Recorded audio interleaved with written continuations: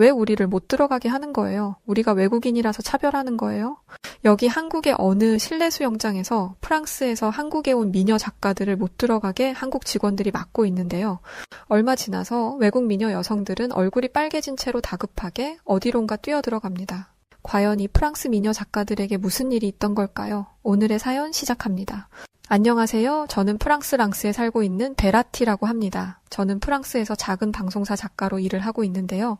뜻하지 않은 좋은 기회가 생기게 되어서 이번에 태어나 처음으로 한국을 갈 수 있게 되었었습니다. 그 기회가 어떤 기회냐고요? 저희 방송을 시청하는 시청자들의 끝없는 요청을 받아 저희 방송사에서는 한국에 대한 기획 영상을 제작하게 되어 한국을 가게 되었거든요. 요즘 전 세계적으로 한국의 인지도와 문화 콘텐츠가 엄청 대단한 인기를 끌고 있잖아요. 보수적인 저희 프랑스에도 한국 문화가 스며들어서 요즘 프랑스에서 가장 핫한 국가는 바로 한국이에요. 영화와 드라마, 그리고 음악 콘텐츠뿐만 아니라 다채로운 한국 음식도 많은 관심을 받고 있습니다. 심지어 저희 프랑스 명문 리그인 파리 생제르맹 구단에 입단한 한국 축구 선수 이강인까지 이런 영향들 때문에 프랑스에서도 한류가 많이 퍼져 있는데요. 한류가 많이 퍼지긴 했지만 아직 한국을 잘 모르는 프랑스 사람들이 많기도 했고 그런 이유로 한국의 모습을 소개하는 특집 편성으로 영상을 준비하게 되었습니다. 이미 세계적으로 잘 알려진 영화나 콘텐츠가 아니라 아직 프랑스 사람들이 잘 모르고 알 수 없던 모습들과 한국이란 나라의 삶 속에 있는 로컬 모습들을 집중 촬영해서 한국인들의 일상생활 속에 숨겨진 저력을 알아보자는 생각에서였어요. 촬영 전에 사전 답사를 다녀와야 해서 저희 작가 업무를 보는 팀원 2명과 함께 한국을 다녀올 수 있었는데 한국에 갔다가 정말 왜 한국이 세계적으로 요즘 엄청 유명하고 인정받는지 체감할 수 있었어요. 사실 프랑스에서 한국을 가기 전부터 엄청 치열했거든요. 요즘 한국의 인기가 장난이 아니라서 방송사에 있는 많은 작가들 중에 제가 선택받아 출장을 갈 수 있을까 싶었죠. 왜냐하면 실제로 회사에서도 선후배 할 것 없이 서로 자기가 한국에 답사를 가겠다면서 난리가 났었거든요. 그런데 정말 생각지도 못하게 제가 뽑혔답니다. 제가 그래서 뽑힌 그날 얼마나 기분 좋게 집으로 퇴근했는지 몰라요. 제가 한국 사전답사 작가로 뽑히자 함께 일하던 다른 작가들의 시기와 질투가 장난이 아니었죠. 저는 그러거나 말거나 속으로 평소에 나처럼 열심히 일했었어야지 하고는 오히려 당당하게 자랑하고 다녔어요.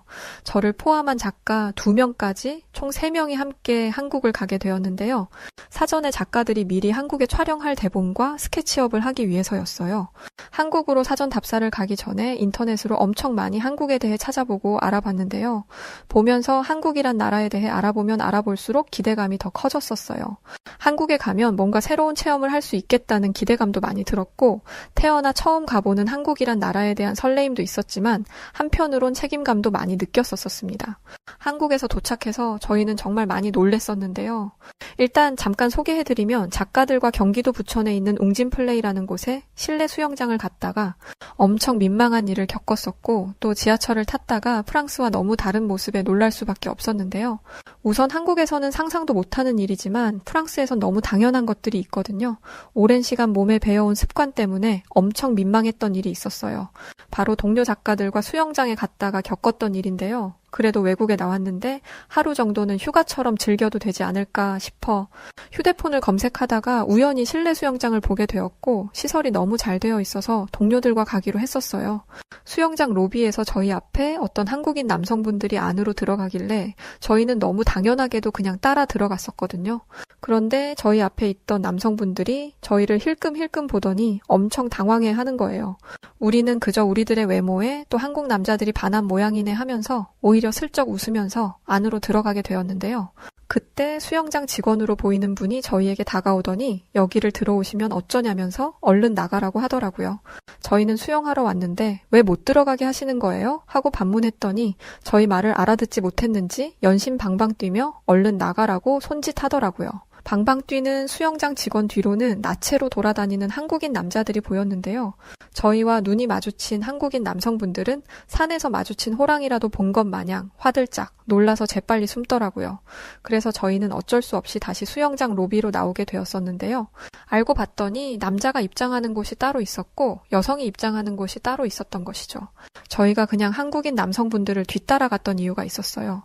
사실 저희 프랑스에서는 수영장으로 들어가는 입구와 통로가 숙소가 남녀가 따로 구분되어 있지 않거든요. 그래서 수영장에 들어갈 때나 나갈 때나 남자와 여자가 함께 이동하고 심지어 샤워실도 남자와 여자가 같이 쓰거든요.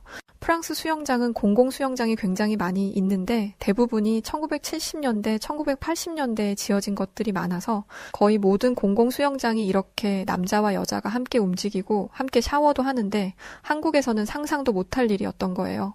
그렇다 보니까 수영장 안에서 발가벗고 돌아다니다가 웬 외국인 젊은 여성 3명과 눈이 마주쳤으니 한국인 남자분들이 기겁하며 놀랐던 거죠. 그 이야기를 듣고 나니 저희는 다 얼굴이 빨개져서 민망해 혼났었답니다. 그리고 이런 일도 있었죠. 수영장에서 한참 놀고 나와서 다시 숙소로 가기 위해서 저희는 지하철을 이용했었거든요. 당연히 지하철에 내려가면서 마스크를 쓰고 단단히 준비를 하고 지하로 걸어 내려갔거든요. 근데 냄새가 하나도 안 나는 거예요. 아마 영상을 보시는 한국인 분들은 지하철을 타러 지하도로 내려가는데 대체 무슨 냄새가 날 거라는 거지. 이런 생각들을 하실 수 있지만 사실 프랑스 지하철은 한 계단만 내려가도 뭐랄까 시큼하고 찌릿찌릿한 기분 나쁜 냄새가 난다고 해야 할까요? 이게 어느 정도냐면 프랑스를 처음 찾은 외국인들이 하나같이 지하철에서 나는 냄새에 견디기 힘들어할 정도니까요. 프랑스에는 공공 화장실이 진짜 많이 없어요. 정말 어쩌다 가끔 보이는 게 공공 화장실이다 보니까 노숙자들이 지하철에서 대소변을 보는 사람들이 정말 많거든요. 그리고 여기에 더해서 제가 프랑스인이라 좀 민망하고 부끄럽긴 하지만요. 저희 프랑스 사람들은 머리를 잘 안 감아요. 자주 감는 사람이다라고 하면 한 일주일에 한 번, 2번 정도 감고는 감질 않거든요. 샤워는 해도 머리는 안 감고 보통 가끔 미용실을 가면 그때 감는 게 거의 다예요. 그래서 프랑스 중년 여성분들은 미용실을 다녀온 날이면 머리에 비닐 모자를 쓰고 다니시거든요. 오랜만에 손질도 하고 머리도 감았는데 망칠 수 없다면서 머리 한 날은 비닐 모자를 씁니다. 저는 프랑스에서 태어났고 오래 살아서 잘 느끼진 못하는데 가끔 늦잠 자서 회사에 지각이라도 하는 날엔 씻지도 않고 집에서 바로 지하철을 타러 뛰어내려가는 날이 있거든요. 그때면 항상 우리 프랑스 사람들 특유의 양파 썩은 냄새 비슷한 게 여기저기 나고 그렇다 보니까 프랑스 지하철은 진짜 역한 냄새들이 많이 나는데 한국의 지하철은 쾌적하다 못해 무슨 대형 쇼핑몰에 들어온 것처럼 모든 시설이 다 있더라고요. 정말 신세계였어요.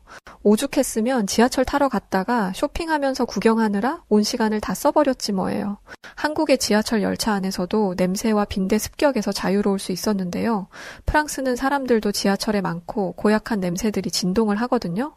일부 프랑스 여자들은 이런 냄새 때문에 향수를 가져오는 사람들도 있는데 오히려 그 향수 냄새 때문에 더 견디기 힘들 때도 많아요. 쾌쾌한 화장실 냄새, 씻지 않아서 나는 양파 썩은 냄새, 그걸 감춰보겠다고 뿌린 향수 냄새, 아주 대환장 파티죠. 근데 한국 지하철은 이렇게 쾌적한 상태로 어디든 갈 수 있다고 하니까 프랑스와는 정말 비교도 안 되게 좋았습니다. 저희가 머무르는 호텔은 종로에 있는 곳이에요. 한국 직장인들이 주로 많고 또 저희에게 도움을 주겠다던 한국의 영화사 작가로 일하는 분이 종로에 회사가 있다고 해서 숙소를 종로에 잡았죠. 저희가 아마 종로에 도착한 시간대가 딱 퇴근 시간과 겹쳤었던 시간이었습니다. 근데 좀 신기했던 게 있었는데요. 직장인 분들이 퇴근하고 집으로 가기 위해 엄청 쏟아져 나오는데 그 많은 인파들 속에 그 누구도 담배를 길거리에서 피지 않더라고요. 간혹 길을 가다 골목이나 외진 곳에 있던 흡연 부스에서 피우는 사람들은 있었지만 길거리에서 길을 걸으며 담배를 피우는 사람들은 눈을 씻고 찾아볼 수 없었어요. 사실 제가 평소 담배 연기를 몹시 싫어하거든요. 태어날 때부터 선천적으로 기관지가 좋지 않아서 담배 연기가 늘 저에겐 괴로웠었어요. 프랑스에서는 담배뿐만 아니라 대마초 같은 마약을 피우는 사람들도 정말 많거든요. 아마 한국 사람들은 대마초를 손에 들고 있기만 해도 쇠고랑 차고 잡혀간다고 하던데 프랑스는 보통 5명에서 8명 정도 모여 파티를 하면 그중에 2명, 3명은 마약을 하거든요. 그래서 고등학교를 다니는 나이대만 돼도 너무 쉽게 마약을 접할 수 있고 대부분의 아이들이 마약을 하게 됩니다. 근데 이렇게 대마초를 피웠다고 해서 한국처럼 잡혀가거나 하지 않아요. 프랑스에서는 그게 죄가 아니거든요.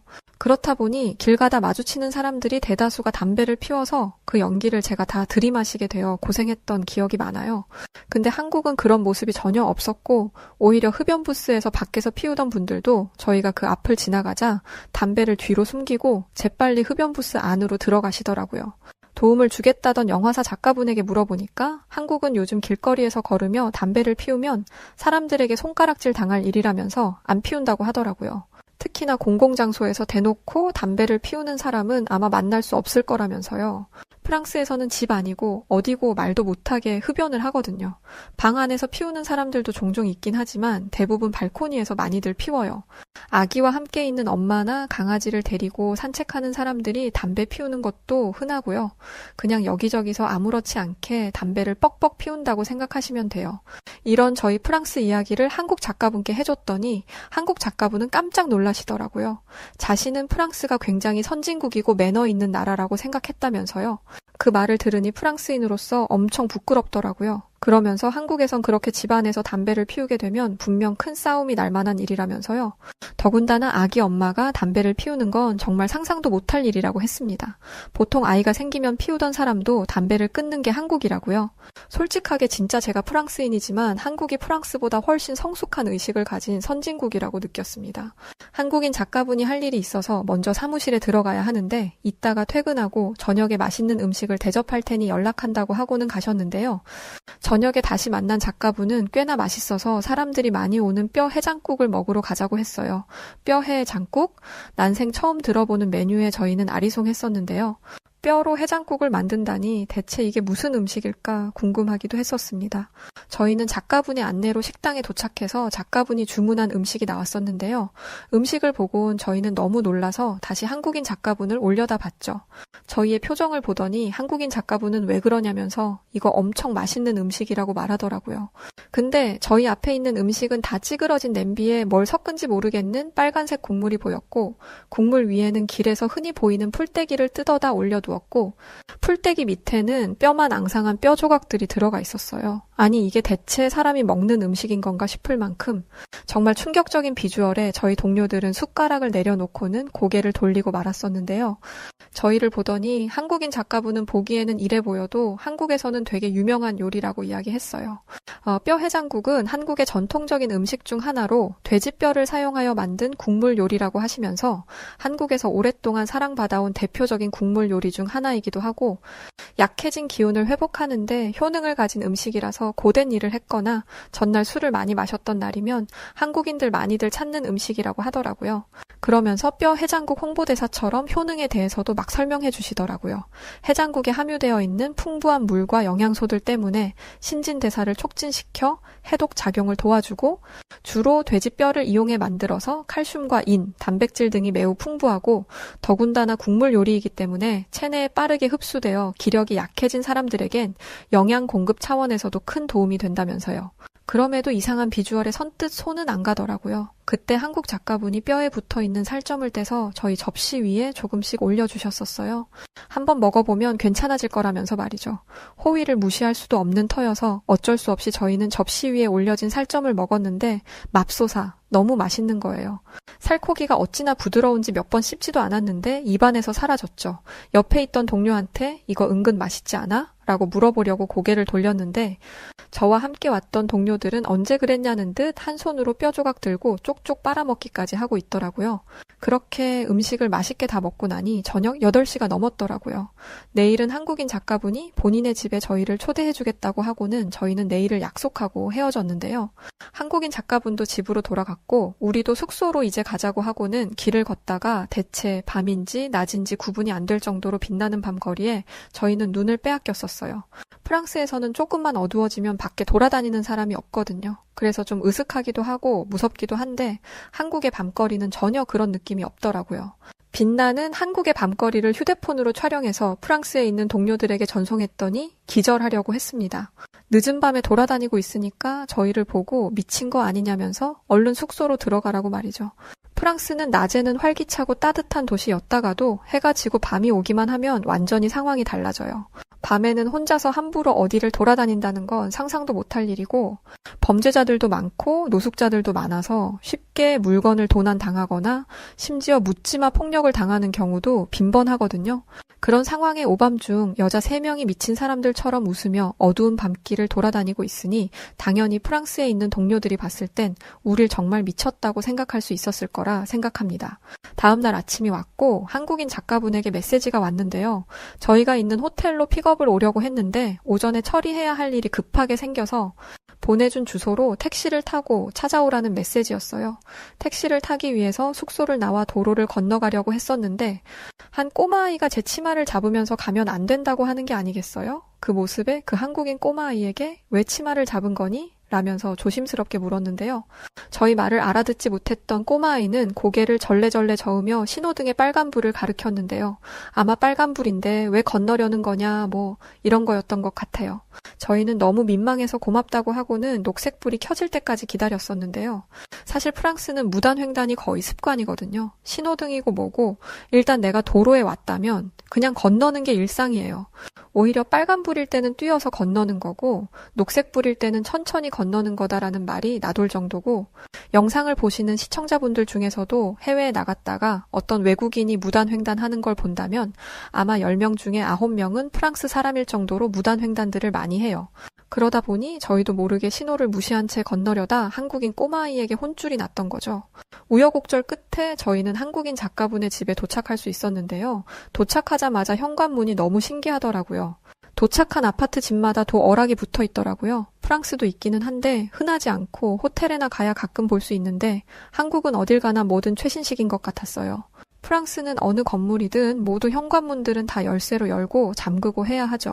그래서 어딜 가나 집 열쇠부터 회사 열쇠까지 많은 열쇠들을 늘 소지하고 다녀야 하거든요. 한국식 가정집은 그 집 안도 몹시 쾌적했는데요. 일단 바닥에 두꺼운 카페트가 깔려있지 않아서 놀랐었고 그냥 맨 바닥인데도 바닥에서 온기가 느껴져 놀랐었죠.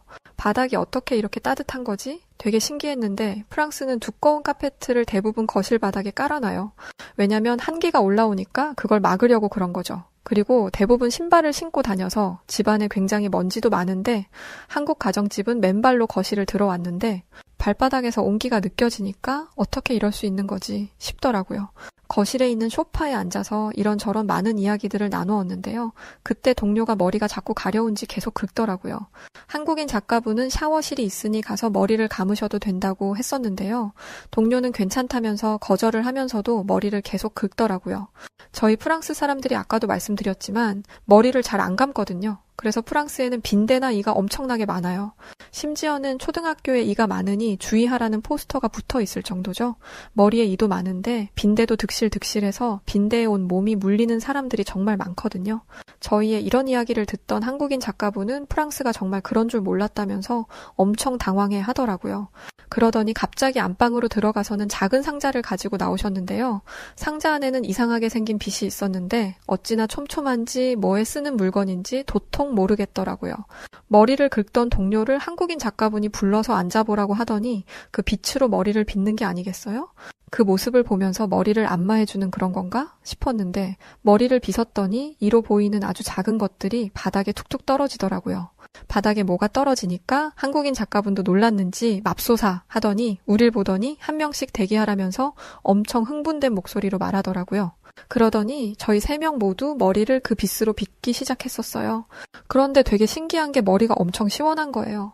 한국인 작가분은 연신해서 맙소사를 외치면서 청소기를 가져와 바닥에 떨어진 이들을 빨아들이기 시작했고 지금 머리를 빗은 빗은 자신의 할머님이 오래전에 쓰셨던 물건인데 자신이 소장하고 있었다가 저희가 머리에 이가 많다는 이야기를 하자 꺼냈다고 하더라고요. 참빗이라고 해서 한국의 전통 빗인데 빗살이 성긴 얼레빗으로 머리카락을 대강 빗은 다음에 참빗을 사용해서 머리카락의 때나 비듬, 이와 같은 해충과 불순물을 제거하기 위해 썼던 거라더군요. 머리를 빗고 나니까 너무 시원해서 달라고 하고 싶었는데 할머님의 소장품이었다고 하는 걸 달라고 할 수 없어서 꾹 참았습니다. 그런데 작가분은 제 속마음을 듣기라도 한 건지 온라인몰에서 주문할 수 있는 거니까 자신이 선물로 하나씩 사주겠다면서 돌아가는 날 주겠다고 하더라고요. 그러면서 얼른 가서 저희를 보고 머리 감고 오라고 하는 거예요.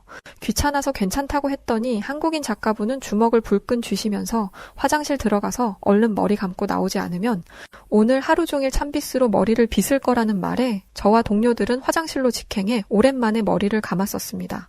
불끈하는 한국인 작가분을 보니까 늘 선하고 착했던 한국인들도 화가 나니까 무섭네? 싶었네요. 한국에서 지내고 다시 돌아간 프랑스에서의 삶은 정말 지옥처럼 느껴졌었는데요.